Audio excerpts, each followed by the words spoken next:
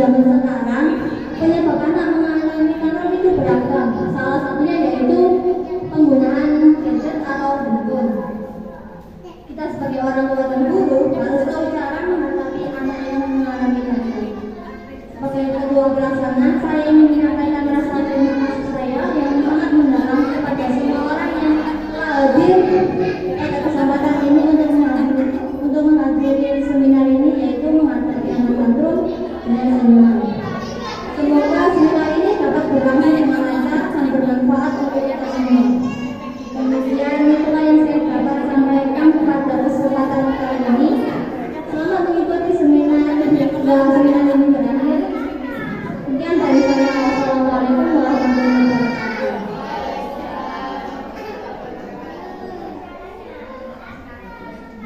Terima kasih untuk Karisa atas sambutannya. Baiklah budak-budak semuanya, acara selanjutnya yaitu pemaparan materi mengenai parenting dengan tema mengatasi anak tantrum dengan senyum oleh Mbak Nurul Kurnia Cahyani yang akan dipandu oleh moderator kita yaitu Siti Fatimah. Kepadanya saya persilakan. Baik, terima kasih kepada MC atas waktunya yang telah diberikan pada saya untuk melanjutkan rangkaian acara pada siang hari ini. Sebelum kita masuk ke pemaparan, saya ingin bertanya terlebih dahulu kepada ibu ibu semuanya. Hari ini apa sudah sarapan semua, Bu? Insya Allah sarapan semua, Bu. Karena habis ini kita akan mendengarkan pemaparan materi oleh narasumber kita yang luar biasa. Sebelum itu, ibu-ibu boleh berdoakan sampai mungkin akan disampaikan pada narasumber ketika pemaparan materi telah selesai. Oke, kita langsung saja. Kita mulai ya untuk pemaparan materi, yaitu tentang mengatasi anak tantrum dengan senyuman yang akan disampaikan oleh Nurul Kurnia Cahyani. Kepadanya saya persilakan. Terima kasih atas kesempatannya untuk moderator presentasi. Sebelumnya tidak bisa perkenalkan, saya adalah Nurul Kurnia. Di sini kami ingin berbagi materi yaitu tentang menghadapi anak tantrum.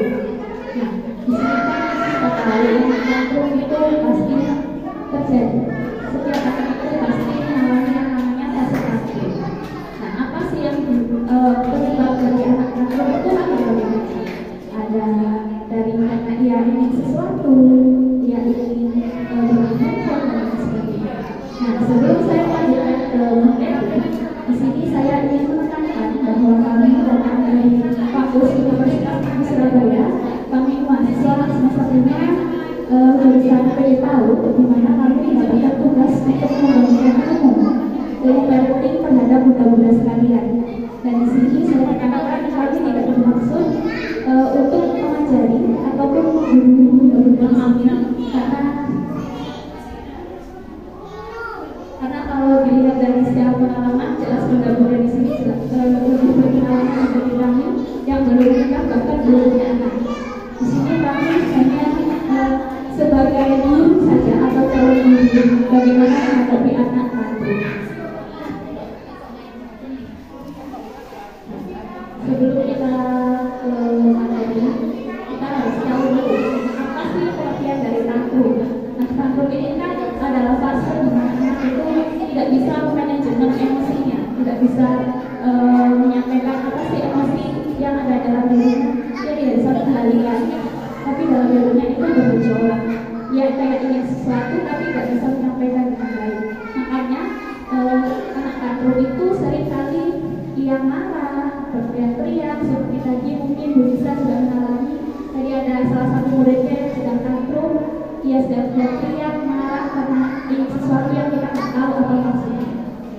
Next slide. Nah, karena tantrum ini penyebabnya itu berbagai macam. Dan di era sekarang ini muda-muda kita kan berada di era teknologi yang dimana kita itu sangat dekat dengan yang namanya handphone. Kita dekat sekali, setiap hari kita sering menggunakan handphone, dan handphone ini seringkali juga digunakan oleh anak. Ketika kita menggunakan handphone di dekat anak, otomatis anak juga akan ikut untuk bermain handphone. Dan itu juga tidak jarang menyebabkan anak jadi kecanduan dengan handphone. Apalagi kita kan selama 2 tahun kemarin kita sudah mengalami dan melewati kondisi COVID-19 ya, di mana kita harus belajar melalui yang namanya media kawan ataupun handphone. Termasuk juga anak-anak di sini belajarnya juga menggunakan handphone. Jadi mau nggak mau, anak-anak pasti terpapar yang namanya handphone. Dan di dalam handphone ini juga itu banyak sekali media. Kita bisa anak-anak bisa mengakses YouTube yang mana itu isinya sangat menarik buat anak, bisa mengakses game dan lain sebagainya. Nah, sebenarnya untuk mengakses handphone ini ada usia yang tepat sesuai anjuran ini berdasarkan teori yang paling laku dari beberapa penelitian terdahulu. Di sini schedule atau usia yang tepat dalam orientasi pada anak usia ini di Amerika dan Kanada, yaitu yang pertama pada usia 0 sampai 18 bulan atau artinya ini 1,5 tahun ya. Itu sebenarnya sangat tidak dianjurkan anak menggunakan handphone. Jika berlanjut pada 18 sampai 20 tahun. Jadi anak yang berusia di bawah 2 tahun itu sebenarnya tidak boleh dipamer karena selain cahaya yang bisa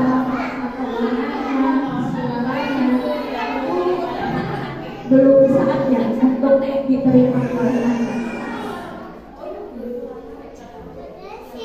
Namun penggunaan handphone ini bisa kita gunakan misalnya sebagai media komunikasi jarak jauh, mungkin dengan ayahnya sedangkan sedang bekerja, kita bisa menggunakan melalui video call sebagai interaksi ayah terhadap anaknya. Kemudian kita melanjutkan pada usia 2 sampai 5 tahun. Dan ini adalah usia di mana anak mulai bisa berpaparan dengan handphone. Tapi untuk anjuran waktunya itu anak hanya boleh screen time selama 1 jam per hari itu maksimal. 1 jam itu tidak boleh secara berturut-turut 1 jam harus habis main handphone, itu tidak boleh. Tapi harus dibagi-bagi bersama 10 menit, 20 menit, dan maksimalnya itu jika kita kumulasikan totalnya 1 jam. Itu ketika anak usia 2 sampai 5 tahun. Kemudian kalau anak-anak beranjak usianya lebih dari 5 tahun, ini baru bertambah. Dia baru bisa punya waktu screen time maksimal 2 jam per hari. Baik, next slide. Nah, di era teknologi sekarang ini kan kita sudah dekat sekali dengan namanya handphone. Kita juga ada itu kurang bisa gimana sih membatasi anak itu bermain handphone. Apalagi anak itu sudah melihat teman-temannya semuanya sudah pada handphone, otomatis anak juga ingin untuk bermain handphone. Nah, itu ada tips membatasi anak bermain gadget. Yaitu yang pertama dimulai sejak dini. Nah, untuk memulai sejak awal ini kan dapat melatih anak membantu kebiasaan atau habits. Kalau kita memulainya membatasi handphone ketika usianya sudah beranjak besar dan dewasa, ini akan sulit. Karena apa?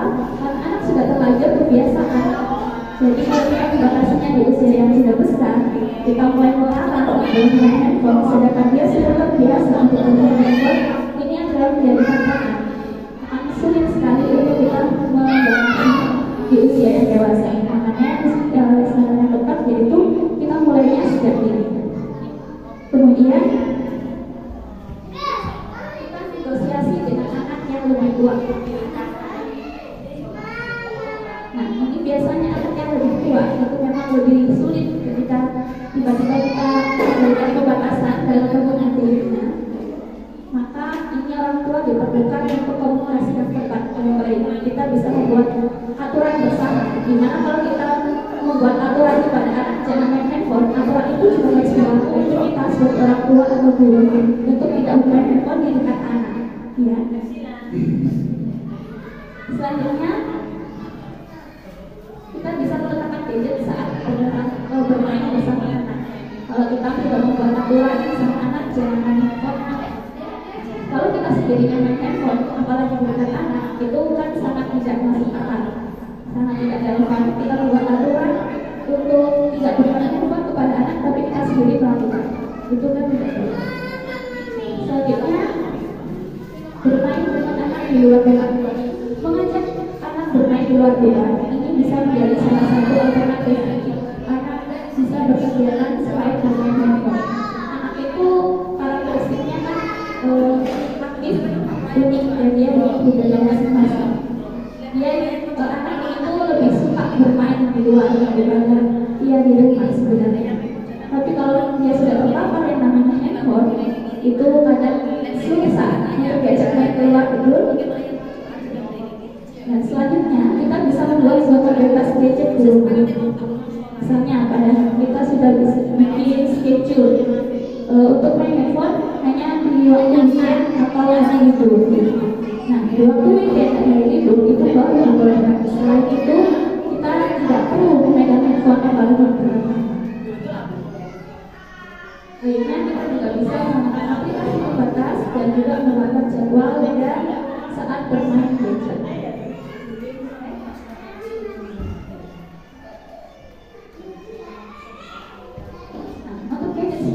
Sebenarnya tidak terlalu berdampak negatif, tapi juga memiliki dampak positif.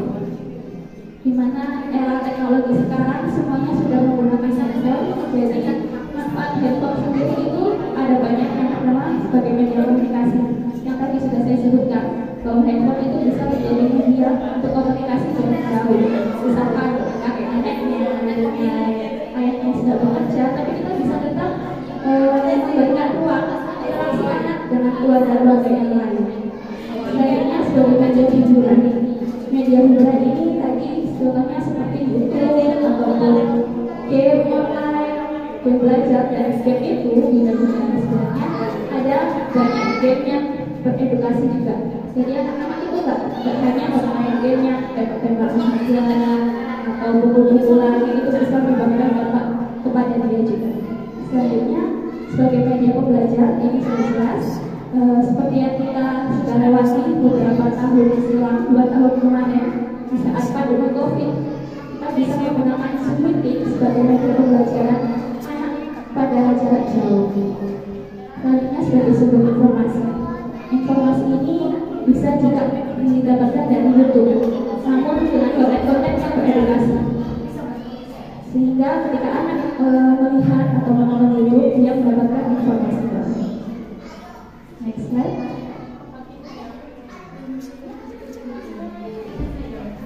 Nah, sebetulnya apa sih yang menyebabkan anak itu kecanduan handphone ketika dia sudah memegang atau bermain handphone?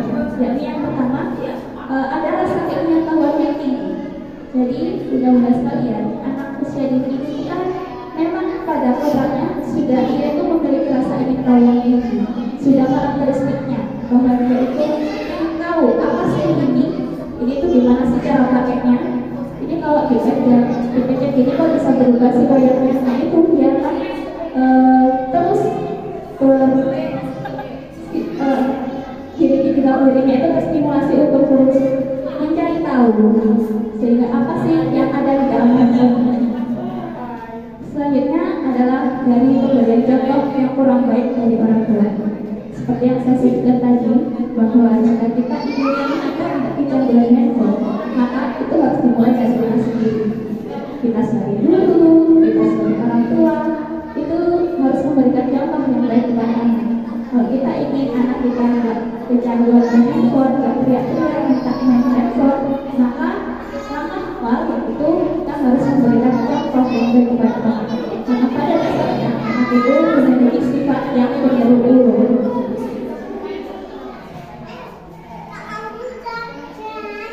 Yang selanjutnya yaitu sebagai perkembangan minat intens pada diri.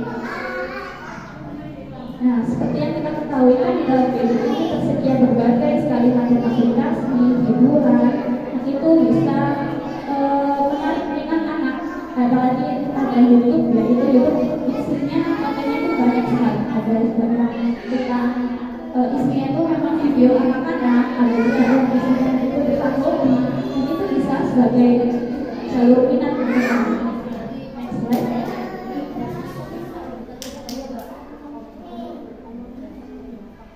Nah, ada beberapa akibat kalau kita sudah terlanjur memberikan gadget kepada anak dan anak sudah terlanjur kecanduan, yang harus kita waspadai baik oleh orang tua maupun kita juga sebagai guru.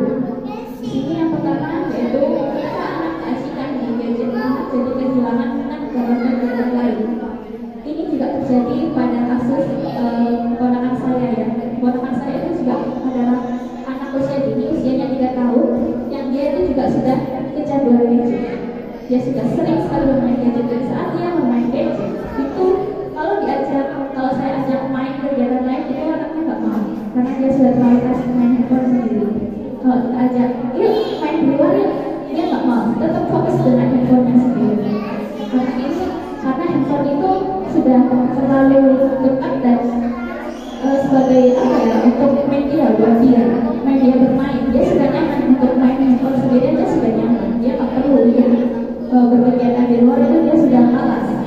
Selanjutnya itu anak mulai tidak tertarik melakukan interaksi atau bergaul dengan teman sebaya untuk bermain di luar rumah. Ini berkaitan juga dengan poin yang pertama. Ketika anak sudah tidak mau diajak bermain keluar, bermain kegiatan lain, juga anak tidak mau buat diajak bermain keluar. Dan ini akibatnya adalah fisik motorik anak itu jadi tersambar. Dia lebih sering duduk menonton handphone, dan juga akan merasa dan dia kurang untuk beraktivitas, bergerak, berlari, main bola, karena dia seringnya duduk untuk nonton handphone. Yang yaitu selanjutnya ada anak yang memiliki emosional yang kadang tidak bisa dikontrol. Ini berkaitan dengan materi yang kita sampaikan, itu ada anak menjadi tantrum karena kecanduan. Dia sering kali melihat handphone, dan kalau nggak dikasih itu jadi marah-marah. Jadi pemilihan berat. Ini juga kasusnya sama seperti keponakan saya. Dia karena sudah menjalani gadget, dia menikmati keponakan saya itu nggak mau kalau tak sambil nonton YouTube. Dan ini dijadikan senjata buat keponakan saya. Kalau dia mendapatkan nonton YouTube dulu, dia nggak mau makan. Yang mau kita nonton sambil nonton YouTube, baru dia mau makan. Dan ini juga sulit untuk diatasi oleh orang tuanya, yaitu anak saya. Karena dia sudah mulai kecanduan. Dia sudah kalau mulai nangis-nangis itu bagaimana cara kita agar bisa mengatasinya itu menjadi sebuah tantangan tersendiri. Dan yang terakhir, anak mulai menunjukkan perilaku negatif. Bisa jadi anak yang sudah sangat kecanduan itu menunjukkan perilaku jadi tantrumnya itu yang tingkat lebih tinggi, bisa menyakiti diri sendiri, bisa menyakiti orang lain, mengakibatkan darah, itu kan menjadi perilaku yang ke arah negatif. Nah ini perilaku ini kalau nggak segera kita atasi, itu akan menjadi perilaku yang semakin besar dan menjadi berat sendiri buat kita. Next slide. Nah, kalau sudah begitu, mana sih solusinya untuk menghadapi anak yang tantrum? Sebenarnya menghadapi anak yang tantrum itu bukan sesuatu yang mudah ya, kita sudah juga mengalami sendiri sebagai guru. Kita beberapa kali terjun untuk praktek di sekolah-sekolah bagaimana mengajarkan 15 murid satu kelas. Itu untuk mengatasi satu anak tantrum itu susahnya luar biasa. Kita nggak tahu gimana harus menenangkan ini, bagaimana kita harus menenangkan ini, kita juga harus fokus dengan yang lain. Nah ini menjadi tantangan juga bagi kita sebagai guru. Jadi yang pertama, sebelum anak kita terlanjur kejadian handphone, yang pertama kita bisa memberikan batasan waktu dalam menggunakan gadget. Nah ini sebelum anak mulai kecanduan gadget, kita bisa membuat aturan adanya batasan waktu. Jadi anak boleh pegang handphone kalau hari libur, kalau weekend aja, kalau sudah mengerjakan tugasnya. Nah ini kalau kita sudah buat aturan seperti itu, aturan yang kita buat harus berlaku juga buat diri kita sendiri. sebagai ibu dan juga sebagai orang tua. Karena anak pengen dulu. Kalau kita hanya menyuruh anak memberikan aturan jangan main handphone, tapi kalau kita sendiri melakukan itu sama saja boleh. Selanjutnya, mendorong anak untuk aktif di berbagai kegiatan atau memberikan mainan alternatif. Nah, ini kita bisa memberikan kegiatan lain, kegiatan alternatif selain bermain handphone. Mungkin di sekolah, kalau di sekolah itu memang sudah diberikan kegiatan-kegiatan yang seperti kerjaan LKA, disuruh menggambar, mewarnai. Tapi kalau di rumah sudah waktu luang mungkin ya. Nah, waktu luang ini selain kita berikan handphone, bisa kasih kegiatan-kegiatan lainnya mudah, murah, praktis tentunya. Kalau kita kurang ngerti misalnya, mau ngasih apa ya ini anaknya, kita bisa cari di Google apa sih kegiatan yang pas untuk anak, yang tentunya mudah, murah untuk bahan-bahannya dan bisa diberikan secara praktis. Kemudian yang keempat adalah menjadi panutan. Menjadi panutan ini sangat penting juga karena kalau kita sendiri tidak bisa memberikan contoh yang baik, bagaimana kita mau anak-anak kita meniru perilaku yang baik. Kalau kita ingin anak kita jangan kerja berbeda, maka harus dimulai dari diri kita sendiri. Jangan kita juga harus bisa membatasi diri dengan gadget dan tidak memakai gadget di dekat anak. Dan selanjutnya yaitu kalau anak sudah mulai takut, sudah mulai kecanduan, tingkat awal misalnya, kita cari tahu dulu penyebabnya. Apa sih yang diinginkan, apa sih yang dimaksudkan karena dia itu apa sih maksudnya, maunya apa?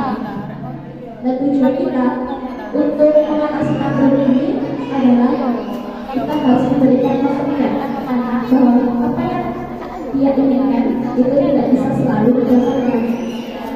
Makanya kalau kita menghadapi takut, kita nggak bisa langsung memberikan apa yang dimaukan.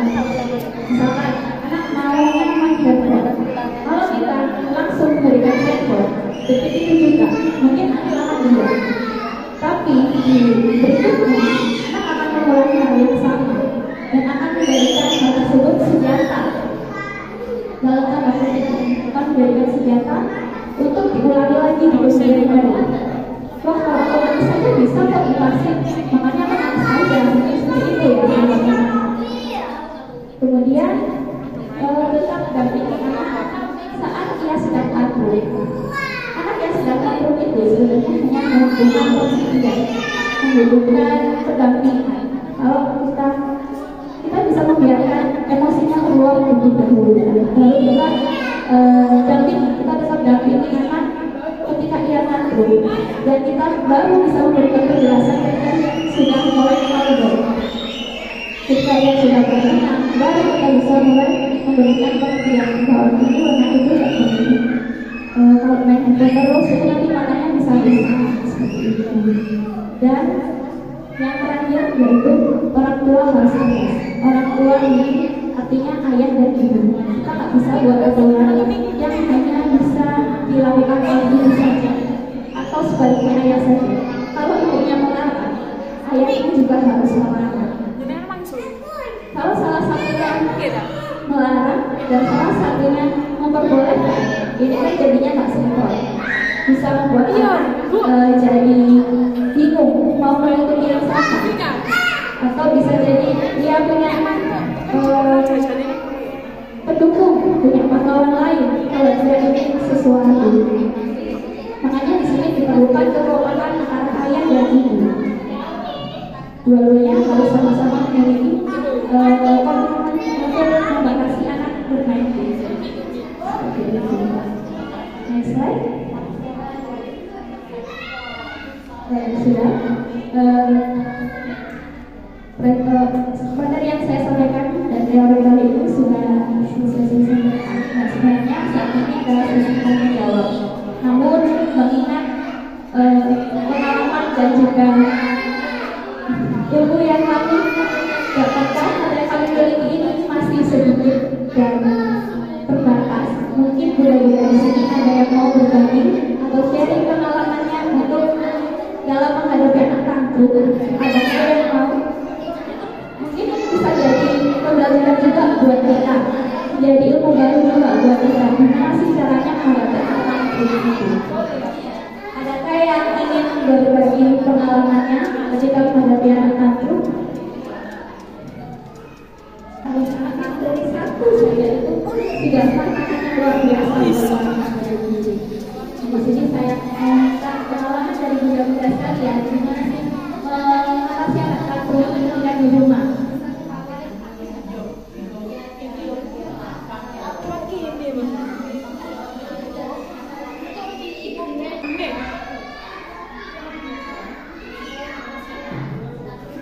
Terima kasih atas kesempatannya. Assalamualaikum warahmatullahi wabarakatuh. Saya ibu dari anak dan Aurel. Ini dasarnya meminta anak yang jajan ini yang benar. Kami selaku orang tua yang bekerja, jadi gimana tips-tipsnya? Karena orang tua yang di rumah itu dia OSK.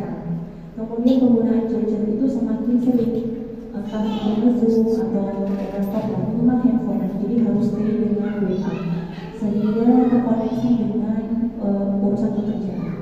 Adakah tips-tips yang sekiranya bisa diberikan oleh Bapak sekalian sehingga pengurangan penggunaan gadget itu dapat dimaksimalkan? Terima kasih kesempatannya.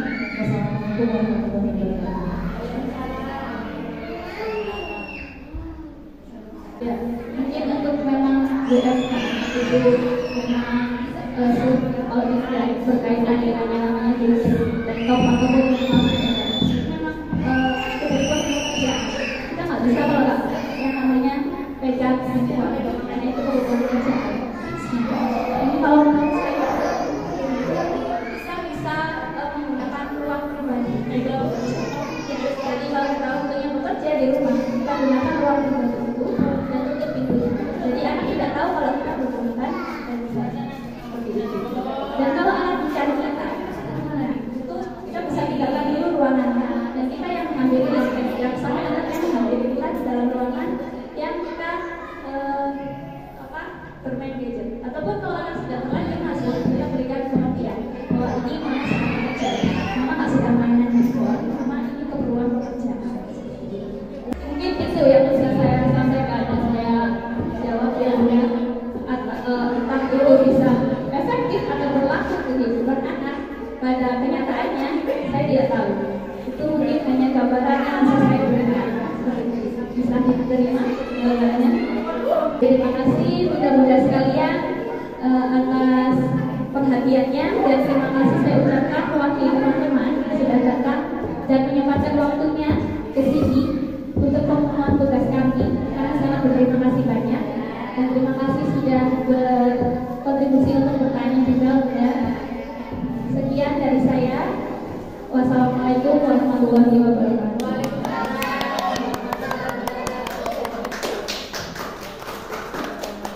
Baik, terima kasih untuk Kak Nurul atas penyampaian materinya yang luar biasa, dan juga terima kasih kepada muda-muda semuanya telah berpartisipasi aktif. Semoga ilmu yang kita dapatkan dapat bermanfaat buat kita semuanya. Nah, untuk berikutnya izinkan saya untuk membacakan simpulan materi yang telah disampaikan, yaitu tema mengatasi anak tantrum dengan senyum, khususnya ketika gadget menguasai emosi anak. Yang pertama yaitu tentang schedule atau usia yang ada pemberian gadget untuk anak usia laki-laki dibagi menjadi 4 usia, yaitu 0 sampai 18 bulan, 18 sampai 26 bulan, 2 sampai 4 tahun, dan 6 tahun ke atas. Lalu gadget pada usia yang pertama mulai sejak negosiasi dengan anak yang tua, meletakkan gadget ketika bersama anak, bermain dengan anak di luar ruangan dan bekerja gadget saat ini. Menggunakan gadget itu memiliki dampak positif dan negatif. Dampak positifnya yaitu sebagai media komunikasi, hiburan, belajar dan berinteraksi. Sedangkan dampak negatifnya adalah anak dapat menggunakan dalam kegiatan ini kurang berinteraksi dengan segalanya, mulai menunjukkan emosi dan sewajarnya dan menunjukkan perilaku negatif. Dari dampak kecanduan gadget, ia yang tinggi. Adapun solusi yang dapat diberikan ketika anak tantrum tentunya saat tidak diberikan gadget, yaitu dengan pemberian batasan waktu dan penggunaan gadget, mendorong anak untuk aktif berbagai kegiatan selain main gadget, berikan mereka alternatif selain gadget, menjadi orang tua yang panutan, cari kebiasaan anak tantrum, tetap awasi anak saat anak tantrum dengan dan berikan ketegasan kepada anak. Baik, itulah simpulan yang dapat saya sampaikan. Terima kasih kepada semuanya. Dari saya cukup, saya kembalikan kepada MC.